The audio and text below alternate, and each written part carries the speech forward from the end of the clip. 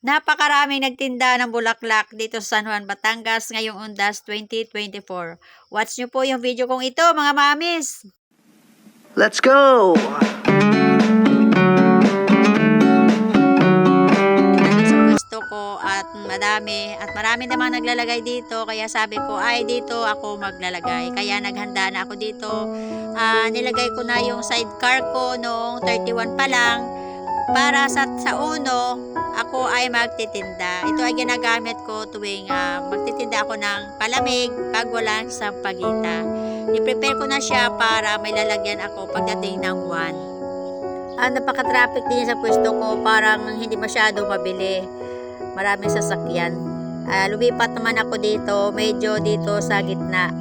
Kasi doon ay hindi nabili ng tao, pumupunta sila dito, lampas-lampas na sila sa akin. Sa kabilang kalsada, doon naman yung daanan pa uwi.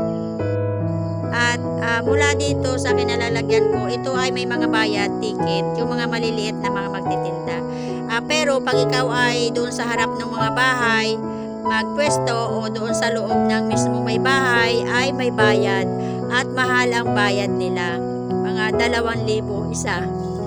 Para ngayong taon lang 2024 na dumami ang tao na ganito. Kasi taon-taon 2023 nagtitinda ako ay parang kaunti lang yung mga taong pumunta. Pero ngayon talagang ang daming nagpunta.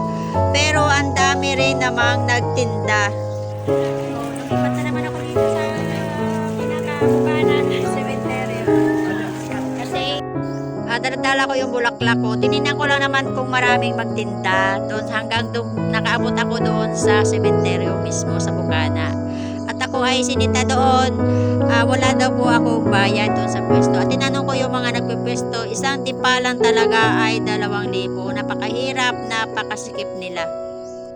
Kaya ako ay bumalik na lang doon sa may gitna, sa bandang medyo doon sa mga kaibigan ko, malayo-layo doon sa sementeryo.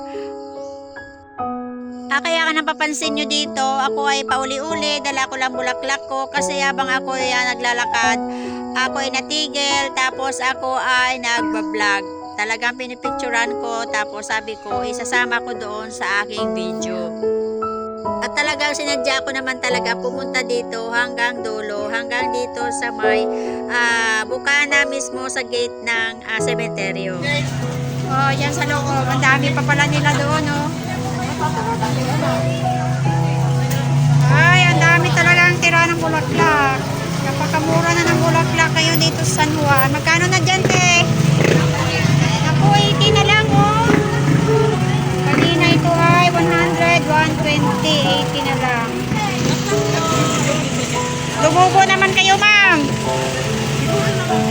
Lumubo naman. Ay, salamat naman. Eh, paano naman pag hindi naubos, ma'am? Okay lang. May flower shop ba kayo? Bukas ulit sa dos. Dahil sa napakarami ng bulaklak ay dumating na yung hapon ay marami pa rin bulaklak. Ako marami pa rin akong bulaklak. At yung mga nagtitinda dito, yung kanilang 100 ay ginawa ng 80, yung 150 ay ginawa ng 100. Kaya ako ay gumaya na rin. Yung aking 150 ay ginawa ko rin 100 na lang. 100 na lang tayo, nasa basket. Medyo hapon na ay bumalik na ako dito sa pwesto namin sa simbahan. At ang dami pa rin tira. Talagang ang dami na tira talaga sa mga magtitinda. Kasi sobrang dami nang nagtinda. Ang mga tao sa kagustuhan kumita ay talagang hindi natakot kay Typhoon Leon. May gawa rin akong mga ganda-ganda, tag 300, pero hindi nabili lahat. Talagang may natira pa ring ilan.